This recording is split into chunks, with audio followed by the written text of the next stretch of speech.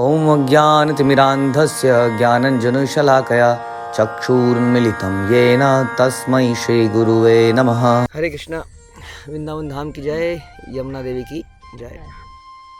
भगवद गीता अध्याय 4 श्लोक संख्या 29। अपाने जुह्यति प्राणं प्राणे अपानं तथा परे प्राणापानगतिरुद्ध्वा प्राणायाम परायण अपरे नियताहारा प्राणा प्राणेषु जुह्यति। अन्य लोग भी हैं जो समाधि में रहने के लिए श्वास को रोके रहते हैं। वे अपान में प्राण और प्राण में अपान को रोकने का अभ्यास करते हैं और अंत में प्राण अपान को रोककर समाधि में रहते हैं। अन्य योगी कम भोजन करके प्राण की प्राण में ही आहुति दे देते हैं। समझ नहीं आ रहा होगा, प्राण में अपान और अपान में प्राण। तो जैसे हमने सुना कि एक वायु आपकी ऊपर को जाती है, एक वायु आपके नीचे को आती है। आपने नदी में जैसे कहीं पानी बह रहा हो ऐसे, या किसी ऐसी चीज़ में, उसको जब हम रोकना होता है तो उसको उल्टा ऐसे हाथ करते हैं ना, तो थोड़ी देर में क्या होता है, वहाँ थोड़ी हलचल सी आती है। और तो इस तरह से समझ लीजिए, इधर को कोई फ़्लो हो रहा है, उसके फ़्लो को इधर से भी एक फ़्लो हो रहा है, दोनों को मिक्स करेंगे तो क्या होगा, थोड़ी देर वहाँ हलचल सी होगी और फिर वो डायरेक्शन लेस हो जाएगा, डायरेक्शन रुक जाएगी। तो इसका मतलब अगेन ये एक और तरीका बताया जा रहा है कि लोग उच्चतर चेतना को कैसे प्राप्त करने का प्रयास करते हैं, उच्चतर जीवन प्राप्त करने का प्रयास कैसे करते हैं। और इसमें से ये तरीका बताया जा रहा है प्राण वायु को ही रोक लेना। तो वायु अलग अलग तरह की होती है, जैसा हम सुनते हैं। इसमें हम लोग प्राणायाम का भी मुख्य पर्पस धीरे धीरे वायु की गति को रोकना है। प्रभुपाद ऑल दो इसके परपट में कहेंगे, उसको सुनते हैं।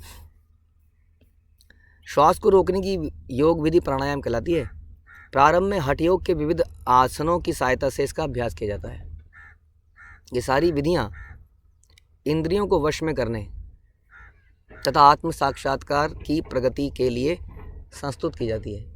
जैसे हमने चर्चा करी थी कि हमारे अंदर जब इच्छाओं की उत्तेजना होती है तो हमारी श्वास बढ़ जाती है। तो ये एक तरीका है, इस तरीके में श्वास को रोक ही दिया जाता है। आप देखेंगे कि कई व्यक्ति अभी किसी रस्सी पे अगर चलता है, अभी आपने कभी कुछ ऐसा किया है कि नहीं पता नहीं, यदि आप किसी पतली सी रस्सी पे चलें, ऐसा कुछ करें, तो आप तभी वो कर पाते हैं जब आप सांस रोक लेते हैं। जब आप सांस रोक चलाते रहते हैं तो आपकी बॉडी में उतना बैलेंस नहीं आ पाता है। आपको एकदम बैलेंस बनाना है तो आपको सांस रोकनी पड़ेगी थोड़ी देर के लिए, तभी आप किसी चीज़ में बैलेंस बना पाएंगे। तो इसी तरह से इंद्रियों, ये जो इच्छाओं का इम्बैलेंस क्रिएट हुआ है, इस इच्छाओं के इम्बैलेंस को ये लोग सांस को रोकने की प्रैक्टिस करते हैं और उससे कंट्रोल करते हैं। इससे व्यक्ति की आयु भी बढ़ती है, क्योंकि शास्त्रों के अनुसार सांस जो है हमारी काउंटेड है। तो सांस की प्रोसेस को रोक लेते हैं। जैसे किसी ने किया था, ध्रुव महाराज ने किया था। तो ध्रुव महाराज ने आखिरी महीने में लगभग श्वास को ही रोक लिया था। तो इस प्रकार से मन को पूरा बैलेंस करने के लिए, एकाग्रचित करने के लिए, और इसके बाद वो समाधि लगा सके भगवान पर, भगवान के चरणों पर। तो उसके खैर वो तो अब बीच में मिसिंग हो चुका है कहीं पर, ये वाला पर्पस। तो ये लोग सांस को रोक देते थे। वही बता रहे हैं कि इस विधि में शरीर के भीतर वायु को रोका जाता है जिससे वायु की गति की दिशा उलट सके। अपान वायु निम्नगामी अधोमुखी है, नीचे को जा रही है। प्राण वायु ऊर्ध्वगामी ऊपर को आ रही है। प्राणायाम में, यानी कि इनहेलिंग और एक्सहेलिंग, प्राणायाम में योगी विपरीत दिशा में श्वास लेने का तब तक अभ्यास करता है जब तक दोनों वायु उदासीन होकर सम नहीं हो जाती। समझ में आ गया? ऐसा हम बता रहे थे आपको कि नदी में तो चलो पानी कंटिन्यूसली बह रहा है। कई बार यदि बचपन में हमने किया था कि एक बाल्टी में पानी को लेके ऐसे ऐसे घुमाते थे, उसके बाद उसको उल्टा घुमाओ तो थोड़ी देर कुछ होता है और फिर पानी रुक जाता है, फ्लो ख़त्म हो जाता है।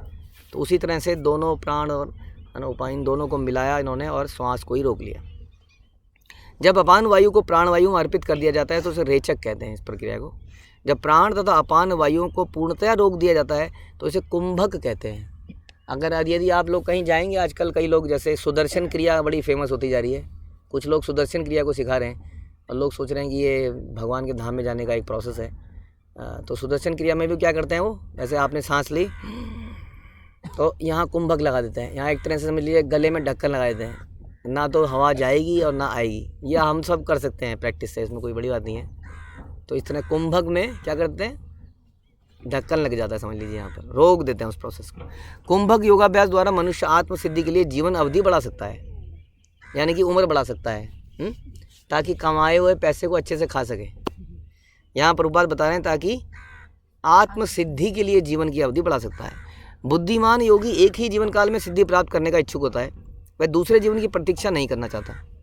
कुंभक योग के अभ्यास से योगी जीवन अवधि को अनेक वर्षों तक बढ़ा सकता है। हाँ, और इस तरह देखते हैं हमारे पुराने योगियों की आयु बहुत लंबी होती थी, किंतु भगवान की दिव्य प्रेमा भक्ति में स्थित रहने के कारण कृष्ण भावना भवित मनुष्य स्वतः इंद्रियों का नियंता बन जाता है। सांस रोकने की जरूरत नहीं पड़ती। अगेन, जैसे हम यात्राएं कर रहे हैं, परिक्रमाएं कर रहे हैं, इसमें आदमी के पास कब इंद्रिय तृप्ति के बारे में सोचेगा? जब वो चलने से, हाँ, चलने के प्रोसेस से हटेगा, पदयात्रा के प्रोसेस से हटेगा। कल हम लोग पंडाल में बता रहे थे कि एक भक्त 13 साल से पदयात्रा कर रहे हैं डेली। हाँ, तो इंद्रिय तृप्ति के बारे में सोचने के लिए भी तो समय चाहिए ना। तो जो भक्त होते हैं वो इतना बिजी कर लेते हैं अपने आप को कृष्ण भावनामृत एक्टिविटीज़ में कि उनको ये तरीके अपनाने की आवश्यकता नहीं पड़ती। उसकी इंद्रियां कृष्ण की सेवा में तत्पर रहने के कारण अन्य किसी कार्य में प्रवृत्त होने का अवसर ही नहीं पाती।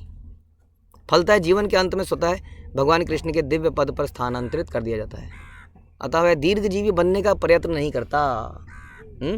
जब हमें संसार से छोड़ के ही जाना है संसार को, तो यहाँ पे अधिक आयु बढ़ा के क्या करना है, राइट? इसलिए जितना भी समय है उस समय को भगवान की सेवा में लगा दिया जाए। और उस थोड़े से एक ही सेकंड में भी आप भगवान के पद पर पहुँच सकते हैं, उनको प्राप्त कर सकते हैं। लेकिन उसके लिए शुद्धता और आत्मसमर्पण की आवश्यकता है।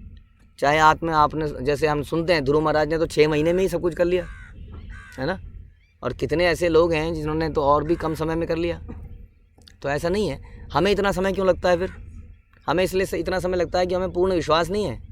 हम आधा कच्चा आधा पक्का भाव से आगे बढ़ते हैं कि कहीं ऐसा ना हो ये छूट जाए, ये भी ना छूट जाए, ये भी ना छूट जाए, भौतिक संसार भी ना छूट जाए, इस तरह से कुछ भी छूट ना जाए, सब कुछ पूरा हो जाए।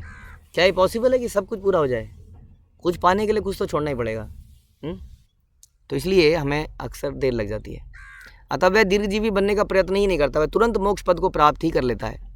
भगवान कह रहे हैं गीता में 14वें अध्याय में कि जो व्यक्ति भगवान की निरछल भक्ति में प्रवृत्त होता है वह प्रकृति के गुणों को लांघ जाता है और तुरंत आध्यात्मिक पद को प्राप्त होता है। या जैसे हम भी कहते हैं क्षिप्रम भवति धर्मात्मा, बहुत ही जल्दी हो जाता है। कृष्ण भावनामृत व्यक्ति दिव्य अवस्था में प्रारंभ करता है और निरंतर उसी चेतना में रहता है। कृष्ण भावना व्यक्ति दिव्य अवस्था में प्रारंभ करता है, यानी कि जैसे ही व्यक्ति भक्ति प्रारंभ करता है वो कौन सी अवस्था में होता है? दिव्य में, यानी कि प्रारंभ से ही वो दिव्य अवस्था में आ जाता है। और बाकी जगह में क्या होता है? आपने कुंभक लगाया, किसी ने सांसों को बैलेंस किया, अभी से पहले हम लोग सुन रहे थे, किसी ने इंद्रियों को बिल्कुल रोक दिया, बांध ही दिया उनको। तो अलग अलग प्रोसेस से लोग अल्टीमेटली इस रास्ते पे कभी पहुंचते हैं। हाँ, लेकिन भक्त जो है पहले से ही दिव्य अवस्था में हो जाता है। सुनिए, कृष्ण भावना व्यक्ति दिव्य अवस्था में प्रारंभ से होता है, उसी चेतना में रहता है, अतः उसका पतन नहीं होता, अंततः भगवान धाम को जाता है। कृष्ण प्रसादम को ही खाते रहने से स्वतः कम खाने की आदत पड़ जाती है। नहीं तो व्यक्ति जहाँ जाता है घूमने फिरने, हर जगह कोई ठेली है, हर जगह कोई दुकान है, आदमी हर जगह कुछ ना कुछ खाता पीता रहता है। लेकिन अगर उसको प्रसाद हो तो वो उसके सारे स्कोप ही बंद हो जाता है खाने पीने का, तो स्वतः ही कम खाने की आदत पड़ जाती है। इंद्रिय निग्रह के मामले में कम भोजन करना अत्यंत लाभप्रद है। कम भोजन करना बड़ा ही फायदेमंद है। हमारी कोशिश ये रहती है कि थाली में किसी तरह से जो आए वो इतना भर लें कि फिर दोबारा मिले ना मिले, पता नहीं, है ना? और उसके बाद क्या होता है, ऐसा व्यक्ति खाने के बाद चल नहीं पाता है, थोड़ी देर में उसको कहीं टॉयलेट करने जाना पड़ता है, तब भी मिस होता है, पहले भी समय ज़्यादा लगता है। इसलिए कम खाना, कह रहे हैं प्रभुपाद, अत्यंत लाभप्रद है। और इंद्रिय निग्रह किए बिना भवबंधन से निकल पाना संभव नहीं। अगेन इज़ नॉट पॉसिबल कि हम एक तरफ से खुले आम पूरी मज़े लेते रहें सारे ज़िंदगी के और सोचें कि मज़े लेते लेते भगवान के धाम में चले जाएं। कहीं ना कहीं ये भौतिक मज़ों को हमें छोड़ना पड़ेगा, तभी हम भगवान के दिव्य आनंद को ले पाएंगे। जैसे इस वक्त हम यहाँ बैठे हैं, कोई सेटअप नहीं है, कोई रूम नहीं है, छत नहीं है ऊपर हम यहाँ ऐसे बैठे हैं, लेकिन इसमें भी भक्त आनंद ले सकते हैं। तो यही कहने का मतलब है कि कृष्ण भावनामृत में जो व्यक्ति होता है वो प्रारंभ से ही दिव्य अवस्था में होता है। उसे इतना कठिन चीज़ों को करने की आवश्यकता नहीं है। तो प्रभुपाद की विशेष कृपा है हमारे ऊपर, कि हमें ऐसे कोई कुंभक लगाने की आवश्यकता नहीं है, और फिर भी हम भगवान को पा सकते हैं। हरे कृष्णा। श्रील प्रभुपाद की जय, भगवद गीता की जय।